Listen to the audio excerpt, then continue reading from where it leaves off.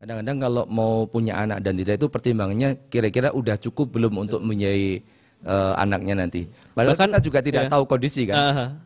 Setelah kita hitung cukup, belum tentu nantinya itu akan sesuai dengan hitungan kita kan. Artinya tetap saja kembali kepada konsep bahwa rizki Allah udah tetapkan di masing-masing makhluknya, termasuk anak yang mau lahir dari kita ini pasti sudah ada jatah rizkinya dari Allah. Dengan begitu kita tidak akan pernah khawatir sedikit pun. Betul. Yang perlu kita kemudian fokus dan kenceng itu justru kita memastikan rizkinya anak kita itu melalui kita sebagai orang tua, sehingga kita mendapatkan banyak pahala, banyak barokah dari sana. Halo semua, salam kenal. Panggil aja aku Anin. Oke, Anin nih. Sebelumnya aku mau berterima kasih banget karena udah dikasih kesempatan untuk cerita di sini. Semoga dibaca dan aku dapat saran terbaik dari kalian para asatid. Oke, aku adalah seorang ibu beranak dua. Dan baru-baru ini aku tes, ternyata aku hamil anak ketiga. Pas aku tes dan dapat hasil 2 garis itu, aku bingung. Aku berdebar banget jantungku, dan bukannya bersyukur, aku malah ketakutan. Aku ngerasa ini harusnya nggak gini, dan aku ngerasa aku nggak siap. Nah, katanya gitu. Jadi sebelumnya itu sering banget orang-orang terdekatku underestimate soal nambah anak, termasuk ibu mertuaku dan juga iparku yang sering banget ngingetin aku kalau nggak usah nambah anak dulu, repot katanya. Mungkin karena anakku masih kecil-kecil. Anak pertamaku perempuan umur 4 tahun 10 bulan dan anak keduaku laki-laki 2 tahun 10 bulan. Aku jadi ngerasa beban karena kayak ada pressure gitu. Aku benar-benar kepikiran sampai tiap malam nangis. Bahkan suamiku nggak langsung aku kasih tahu kalau aku hamil. Aku takut nggak bisa ngimbangin karena pasti dia kesenangan dapat kabar ini, sedangkan aku masih ngerasa takut dan juga bingung. Oke. Aku cerita sama sahabat-sahabatku dan menurut dia aku cuman kebawa hormon kehamilan aja. Jadi aku overthinking karena orang hamil tuh biasanya bisa jadi sensitif berlebih kayak gini. Dan pastinya aku disuruh cepat-cepat kasih tahu suamiku biar aku nggak ngerasa sendiri. Dia bilang kayak gitu. Tapi aku ngerasa nggak sanggup. Aku ngerasa denial gitu. Makin hari aku makin pusing, makin mual, mabok banget pokoknya. Sampai akhirnya aku nyerah dan aku berusaha ngomong ke suamiku dan bener-bener dia tuh bahagia banget. Ya. Dia bahagia banget dengar kabar kehamilanku, tapi aku yang malah nangis sesegukan. Aku ceritain semuanya dan dia berusaha nguatin aku, berusaha juga ngubah pola pikirku dan aku harus bersyukur, dia bilang kayak gitu. Tapi tetap aja aku minta suamiku untuk jangan bilang dulu sama siapa-siapa termasuk mertuaku. Aku ngerasa mertuaku bakal kecewa sama aku dan aku takut itu. Selama aku tahu aku hamil, aku ngerasa nggak tenang banget sampai akhirnya aku ikutan kelas eksekutif yang ngaji. Di pembahasan kodo dan kodar. Di situ aku nangis sejadi-jadinya, bahkan nggak berhenti. Sampai acaranya ditutup pun aku masih nangis. Aku ngerasa aku tuh orang paling bodoh, ngerasa orang yang paling nggak bersyukur. Aku ngerasa udah jahat banget sama anak di dalam perutku yang aku nggak bahagia pas tahu dia ada di perutku.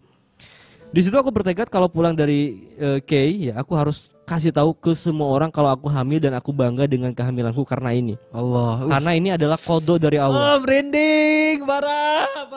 Ini takdir dari Allah dan aku harus menyikapinya dengan rasa syukur dan merawat anak ini dengan baik. Pokoknya pulang itu aku harus kasih tahu ke mertuaku kalau aku hamil termasuk ya. Dan selama perjalanan aku malah kebayang respon mertuaku yang bakal kecewa atas kehamilanku. Aku seyakin itu soal mertuaku. Tekadku nggak sebulat sebelumnya. Imanku menipis lagi. Aku jadi takut lagi. Kayak aku tuh udah tahu apa yang harus aku lakuin, tapi kok susah banget ngelakuinnya. Dan emang selama hamil aku ngerasa mentalku nggak baik-baik aja. Setiap hari aku nangis, bahkan nangisin yang sebetulnya nggak penting. Ini aku butuh saran harus apa nih? Tolong aku dan semoga Allah selalu berikan kelancaran, berikan keberkahan di setiap dakwahnya YN Team. Amin ya Allah ya rabbal alamin. Wassalamualaikum warahmatullahi wabarakatuh. Wow. Ada komen bagus tuh. Semangat sender. Yang bacainnya memang tukang baca, emang beda. Keren banget. Ini perlu kita patenkan. Patenkan, benar. Setiap membaca surat berarti Aap harus hadir. Kalau ditolak menolak dakwah dia. Iya. Menolak dakwah. Iya. Wow. Wow. Gimana? Mengotot. Ini dari aku ya. Aku denger cerita dari sendernya tuh, wah, aku merinding serius dari awal. Dari awal sebenarnya aku ngerasa kayak deg-degan. Ngerasa gimana sih kayak kita tuh ini ya, bayangin ya. Kita masuk ke ruangan ujian tanpa kita belajar aja, itu deg-degannya minta ampun. Ya kan, apalagi ini dapat satu amanah besar yaitu anak. Terus kitanya ngerasa nggak siap gitu. Itu aku ngerasa kayak deg. Ini aduh gimana ya. Tapi perasaannya tuh tiba-tiba lega turun ketika dapat satu clue ngomong tentang kodar dan kodar. Dia kebetulan dia ngikut Ki ya kan, kelas eksekutif ngaji. Di mana tuh sendernya nih? Ya kayak gitulah pokoknya. Nah, dari situ tuh aku ngerasa kayak wah. Bener-bener kayak sebenarnya pada saat aku dapat pelajaran kodar dan kodar itu, ini sebenarnya pelajaran yang harus selalu diulang sih, Sat. Karena sebenarnya kan hidup kita kan semudah memilih pilihan yang berpahala, terus mensyukuri sisanya kan sebenarnya segitu doang kan. Cakep. Tapi itu jalannya susah banget. Aku ngerasain juga feel sender ketika ngelihat bilang bahwa aku nangis jadi-jadinya iya. Aku juga pada saat denger materi kode-kode itu juga merinding semerinding-merindingnya. Aku nggak bisa ngomong apa-apa kan anak aku baru satu. Doain ya semoga Zade bisa punya adik. Amin. Bikinlah. Kayaknya ini yang bisa ngomong tentang bagaimana menyikapi anak nih Bang Aaf, karena anaknya udah 5 ya. Nah, 5 kan? 4. Oh 4 ya? Sama nih. Pak Ustadz Dua, Hidayat sama. juga 4. Kayaknya mulai dari yang 1, Satu.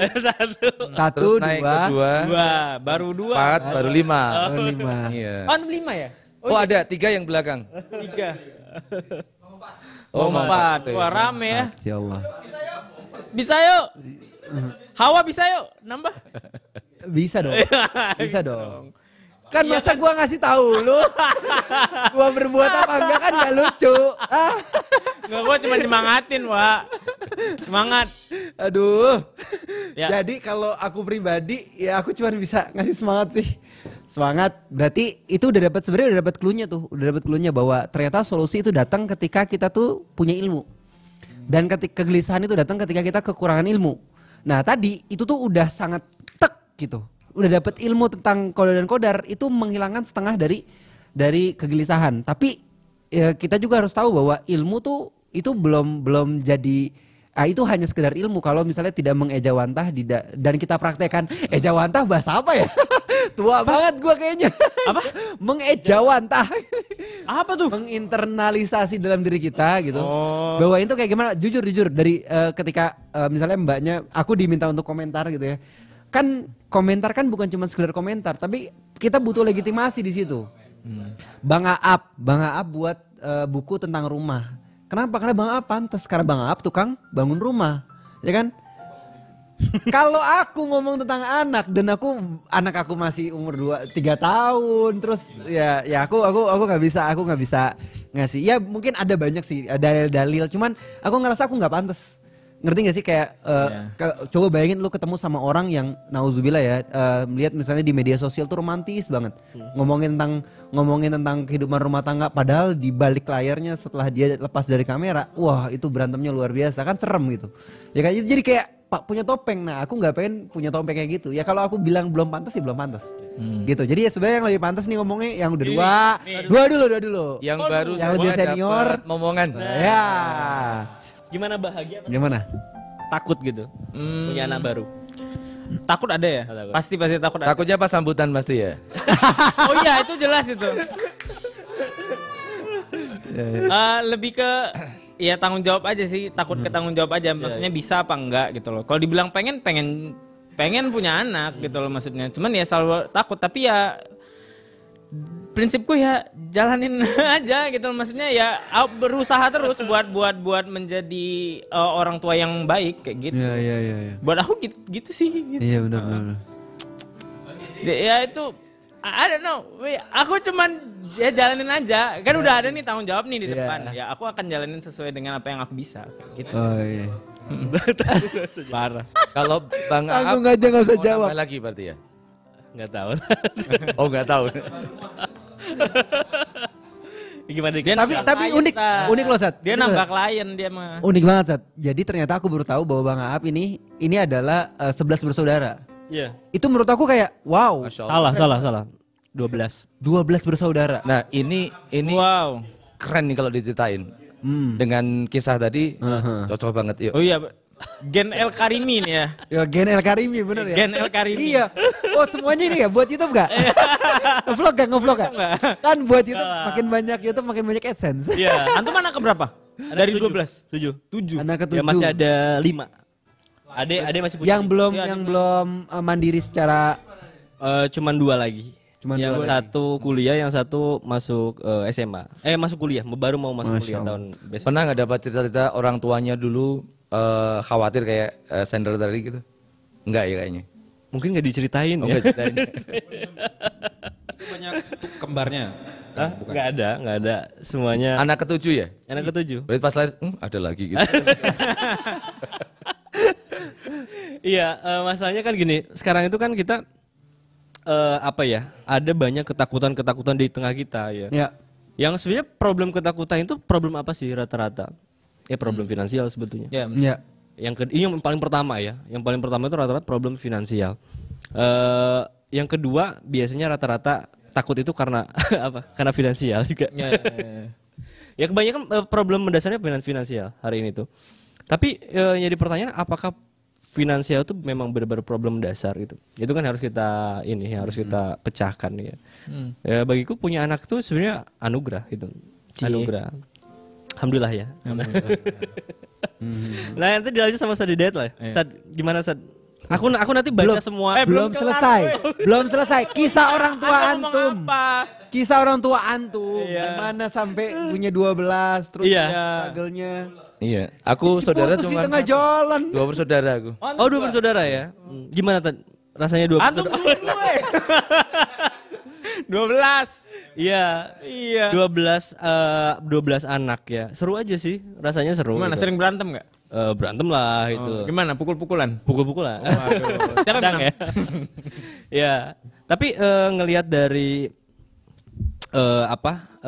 ayah ya, dari ibu, yang paling berkesan itu sebenarnya kan ilmu parenting sekarang tuh banyak sekali ya. Ada teori ABC, pusing lah ya aku. Cuman yang paling dasar yang kemudian aku peras itu, yang aku lihat ya, sebenarnya bagaimana kita itu ngedidik anak tuh harus dengan nilai. Kita mau ngedeliver nilai apa sih? Ya. Karena manusia itu unik ya. Manusia itu kompleks banget gitu. Ya. Tapi kenangan-kenangan subjektif masa lalu gitu loh. Itu yang berpengaruh besar. Termasuk aku ya hari ini. Aku sebagai anak ketujuh gitu loh. Dulu itu ketika masih kecil tuh kadang tidur kan di loteng ya. Loteng itu Di atap. iya, atap ya bener. Karena memang nggak ada kamar. Bikin kamar baru itu di loteng, di parak lah ya istilahnya parak. Iya di parak. Panas sih di situ ya. Cuman ketika tidur di situ ada momen-momen ketika aku tuh sering diceritain tentang kisah-kisah orang-orang soleh itu. Sama siapa? Sama ayah. Oh. Ya, sama ayah itu. Dan itu bener-bener terngiang-ngiang gitu. Terngiang-ngiang menjadi pengalaman subjektif. Ya kemudian itu juga kebiasaan itu. Bahkan sering dibangunin, digendong subuh ke masjid gitu. Namun itu kan pola pendidikan ya yang membentuk kecenderungan kita. Manusia itu kan biasanya punya banyak kecenderungan, punya kecenderungan yang berbeda. Ada yang kecenderungannya itu lebih suka materi, ada kecenderungannya itu lebih suka nolong orang, ada kecenderungan itu lebih senang berbuat kebaikan, ada kecenderungan itu lebih senang ibadah gitu. Itu kan kecenderungan. Yang mana kecenderungan itu biasanya dibangun dari salah satunya pengalaman-pengalaman dia, ya pengalaman subjektif dia, kemudian kebiasaan-kebiasaan dia, dan itu terjadi di pendidikan di keluarga itu. Jadi kalau kita bicara tentang saya hari ini yang kecenderungannya ke sini, itu kecenderungannya nggak pengen jauh dari orang-orang baik, kecenderungannya itu nggak pengen jauh dari dakwah, itu karena salah satunya pengalaman itu yang menjaga gitu. Bahkan kadang ketika kita udah punya kesempatan pengen ngelakuin satu hal, tiba-tiba ingatan itu selalu muncul gitu. Ingatan-ingatan itu. Dan itu tentang apa? Tentang momen-momen biasa. Bukan momen-momen yang luar biasa ya. kadang kan kita tuh pengen selalu menabung, selalu menyiapkan sesuatu untuk momen yang luar biasa, untuk menciptakan momen yang luar biasa itu. Entahkah itu perayaan, entahkah itu wah segala macam. Tapi sebetulnya yang saya ingat ketika bicara tentang keluarga, ayah, pendidikan, itu tentang momen-momen biasa sebetulnya. Yang repetitif, yang kalau kemudian kita kehilangan itu, kita menjadi amat kehilangan. Itu momen-momen biasa. Gitu. Bukan momen yang luar biasa itu. Tapi momen biasa itu yang harus kemudian kita arahin untuk satu value tertentu. Iya, kalau kita lihat sosoknya Bang Ab sekarang seperti ini kan kita bisa kebayangkan dulu pola bapaknya mengasuh anak kayak Salah apa, satunya itu yang membekas sebetulnya. Iya, dan Suruh memang bangun bangunan ya. tadi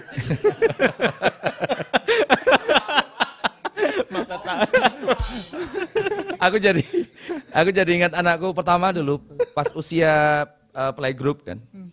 Jadi pas diantar ke sekolah dia nggak mau masuk kelas. Kan dulu playgroup silais. Ngapain dia? Dia nungguin tukang.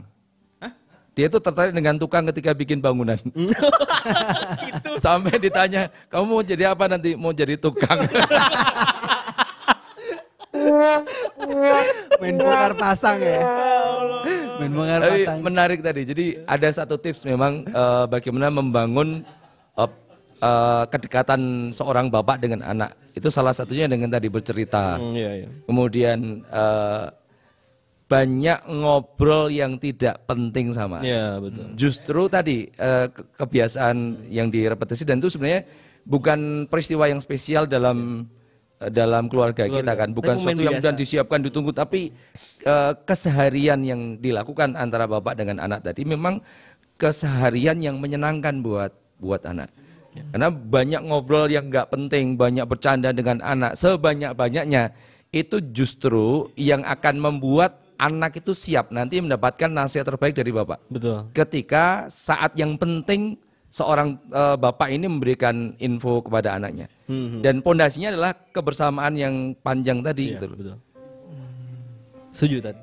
Iya. Menarik ya. Dan ngomong kembali ke yang tadi anaknya banyak tadi ya. Oh kok anaknya banyak? Oh, aneh banyak. Siapa yang anak Mau banyak? mendapat anak yang ketiga. Oh, Tadi anak kan anak ketiga. 2. Baru tambah yang ketiga kan. 3. Ini baru 3. 3. Saya sudah 5. Oh, debat. Ini juga ngobrol gimana ya? Nambah lagi nggak ya? Oh, ada kepikiran nambah lagi. Tapi tetap storage ya. Storage itu berarti terkait dengan bangunan rumahnya. Iya, itu ada pertanyaan menarik Ustaz, dari Dinar Argi Falanelart. Iya, Kak, aku pengen punya banyak anak, tapi takut gak bisa ngebiayain. Katanya kalau nggak mampu jangan nambah anak. Gimana tuh? Ya, ini kan tadi yang disampaikan oleh Bang Aap tadi. Ya. Jadi ketika kita punya anak itu kan pertimbangan bukan sekedar kita mampu membiayai atau tidak. Tidak. Tapi anak ini secara filosofis mendasar harus kita pahami. Anak ini kan anugerah dari Allah. Ya. Bahkan anak ini amanah yang tidak sembarang diberikan kepada orang. Ada yang nunggu sampai 10 tahun lebih. Iya. 12 tahun lebih belum dapat momongan coba. Dan mereka sudah mengupayakan dengan segala cara. Ini kita mau dapat malah takut. Berarti ada masalah yang harusnya kita lihat dalam diri kita. Rabbana. Tadi kan ketika dia mendengar penjelasan tentang qadha wal qadar, tiba-tiba kan plong hatinya. Tiba-tiba menjadi sesuatu yang sangat ringan ketika dia mau mendapatkan anak itu. Oh, berarti masalahnya bukan kepada dia mampu atau tidak, tapi pada bagaimana persepsi dia tentang anak. Kembali ke tadi, Iya. anak itu adalah anugerah dari Allah. Iya. Anak ini sebenarnya bukan milik kita. Tapi anak ini adalah Amanah. Titipan. amanah, adalah titipan saja. Maka kemudian kalau kita tengok kenapa sih Allah titipkan anak kepada kita, kita akan jadi lebih semangat. Betul. Oh, ternyata Allah titipkan anak kepada kita itu punya maksud. Iya. Ya kalau kita tengok mungkin kita sudah sering baca ayatnya ya. Ma khalaqtul jinna wal insa illa liya'budun. Kemudian yang kedua ketika kita tengok di Al-Baqarah ayat 30, wa qala rabbuka lil malaikati inni ja'ilun fil ardi khalifah. Ini juga mengingatkan kita, oh kita itu dapat titipan amanah agar makhluk kecil ini kita jadikan sosok yang nanti taat kepada Allah dan menjadi pemimpin di atas muka bumi. Allah. Maka ini bukan sembarangan. Ini amanah besar yang diberikan Allah kepada kita. kalau kemudian ada was-was, nah kita harus posisikan was-was ini munculnya dari mana. Nah kalau ini amanah, ini sesuatu yang spesial dari Allah, privilege dari Allah untuk kita, kalau ada was-wasnya, ini pasti muncul dari godaan syaitan. Ya. Dan tadi ingat, dia jadi down lagi ketika was-was itu mulai muncul. Dan biasanya salah satu cara setan menggoda adalah dengan memunculkan prasangka dalam diri kita, memunculkan kekhawatiran dalam diri kita. Padahal menurut penelitian kan 90% yang dikhawatirkan orang tidak terjadi. Nah harusnya kemudian kita hadapi saja. Misalnya tadi orang tuanya, mertuanya tepatnya, itu dia punya persepsi yang nggak bagus terkait dengan punya anak lagi. Nah berarti tinggal kita tunjukkan kepada orang tua. Kalau dengan penjelasan mungkin sudah sering dijelaskan ke mertuanya, tapi kalau dengan langsung kita praktekkan, kita bahagia, kita bisa mensuasanakan anak kita menjadi solih. Mertua bisa melihat bagaimana kondisi anak kita. Bukti berarti ya? Iya, bukti bahwa cucunya itu memang dididik dengan baik. Ya, dihidupi dengan baik. Insya Allah sesuatu yang dilihat oleh orang tua ini akan menyadarkan mereka bahwa memang anak itu anugerah, Allahu bukan Akbar. beban. Harusnya kita tunjukkan dengan realitas. Jadi semangat ya, Sender. Problemnya gini saat sekarang itu kan ini yang jadi opini mainstream juga. Bahkan ada satu kalimat gini. Punya anak dalam kondisi miskin adalah kejahatan. Oh iya, aku pernah dengar tuh. Itu banyak dibahas di TikTok, banyak dibahas di di Twitter ya, standarnya Twitter. Iya, karena memang cara pikir anak-anak hari ini kan orang-orang hari ini apa linearitas berpikir gitu loh. Kalau misalkan pekerjaan kita segini, kemudian pekerjaan isi segini, kalau misalkan kerja dijumlah dengan anak yang satu, ini nggak cukup. Kalau tambah anak dua itu nggak cukup juga, nggak mungkin cukup gitu loh. Ya. Jadi berpikirnya itu kan seperti itu, yang apa mengkuantifikasi rezeki anak gitu. Itu gimana, Ustaz? Sampai Ya, kalimat itu ya? Banyak muncul pertanyaan yang diungkap oleh Bang Ab di awal tadi juga. Kebanyakan orang kadang-kadang kalau mau punya anak dan tidak, itu pertimbangannya kira-kira udah cukup belum untuk mempunyai anaknya nanti. Padahal Bahkan, kita juga tidak tahu kondisi kan. Setelah kita hitung cukup, belum tentu nantinya itu akan sesuai dengan hitungan kita kan. Artinya tetap saja kembali kepada konsep bahwa rizki Allah udah tetapkan di masing-masing makhluknya, termasuk anak yang mau lahir dari kita ini pasti sudah ada jatah rizkinya dari Allah. Dengan begitu kita tidak akan pernah khawatir sedikit pun. Betul. Yang perlu kita kemudian fokus dan kenceng itu justru kita memastikan rizkinya anak kita itu melalui kita sebagai orang tua, sehingga kita mendapatkan banyak pahala, banyak barokah dari sana. Bukan kemudian justru ada anak kita ini menjadi beban orang lain. Betul. Karena bisa kalau rizkinya memang sudah pasti. Cuma apakah kemudian itu menjadi tanggung jawab orang tua mengkondisikan, artinya menjadi jalan rizki itu lewat dia kepada anaknya, ataukah lewat orang lain. Dan kalau lewat orang lain ini tentunya kan jadi beban orang lain. Yang harusnya dilakukan oleh seorang kita adalah bagaimana kita juga berusaha agar rizki itu melalui kita, itu tanggung jawab sebagai seorang orang tua. Jadi nggak perlu khawatir tentang rizkinya tadi. Kalau tadi kan sebenarnya narasinya tentang ketakutan, kekhawatiran. Kalau yang tadi diungkapin dan banyak orang yang kemudian mengungkapin dan membenarkan itu bahkan soal menyebut orang yang punya anak itu kriminal. Itu tuduhan justru. Iya. Itu lebih ngeri sebetulnya. Iya, itu problem yang di tengah-tengah kita. Kalau antum responnya gimana sih? Ya sama, Mas Ustaz. Oh iya. Tuduhan itu biasanya berangkat dari persepsi orang yang menuduh kan.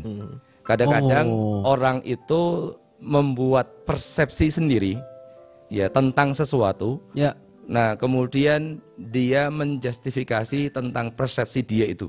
Ya.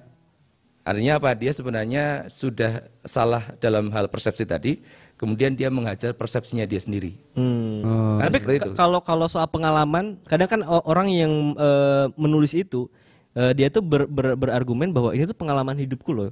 Nah itu gimana tuh? Ya berarti realitas yang mungkin dia jalani dulu mungkin ya ada kondisi di mana orang tua Ada kan sebagian orang tua yang tidak tanggung jawab pada anaknya, kondisinya kekurangan dan dia tidak berusaha untuk memperbaiki itu. Tanggung jawab itu tidak muncul sehingga ini menjadi seolah-olah orang tua itu kejam kepada anaknya, nggak punya kekuatan, nggak punya kemampuan untuk membiayai anaknya, kenapa punya anak lagi? Nah, seolah-olah anaknya itu punya persepsi yang seperti itu. Nah, kita kan melihatnya bukan dari bagaimana realitas yang dihadapi oleh orang, tapi bagaimana yang harusnya kita pahami yang muncul dari keimanan kan. Iya. Setuju. Wow, wow. Dari tadi wow terus. Apa-apa wow. Oh. Aku malah nggak bisa ngomong apa-apa. Belum baca. Lanjut nih. Tapi oke, aku sedikit ini ya Satya, nanya lagi ya Satya. Mungkin mau Oh ya, nambah tadi bagus ya. Kalau kita ulas lagi, kadang-kadang orang itu khawatir selain biaya ya, khawatir bagaimana ngurus anaknya. Iya. Itu juga kadang-kadang jadi alasan kekhawatiran itu. Nanti didik anaknya gimana kalau anaknya banyak? Ya. 2 saja sudah repot ngasuhnya. Ini tambah 3. Ini juga mungkin jadi ketakutan sender tadi. Gitu. Betul. Padahal kalau kita lihat bagaimana ilmu mendidik anak, ketika anak kita banyak tadi, interaksi anak kita dengan manusia lain kan tambah banyak tuh, terutama yang seusia dengan dia. Peluang muncul konflik itu kan makin banyak tuh di antara mereka. Maka ini menjadi latihan buat anak sebenarnya, bagaimana dia berinteraksi dengan orang lain. Nah, dari sana kemudian dia belajar bagaimana menyelesaikan masalah. Justru ketika anaknya banyak. Nah, kenapa Bang Ab jadi sedewasa ini? Karena dulu Bisa jadi. saudaranya banyak sehingga muncul banyak konflik itu biasa. Maka rata-rata anak itu ketika punya saudara yang cukup banyak, dia lebih cepat untuk bisa mengendalikan diri, lebih cepat untuk bersikap dewasa, biasanya seperti itu. Dan ketika ada masalah, dia tahu karena sudah pengalaman, menyelesaikan masalah dengan saudara kayak apa. Iya. Relate sih.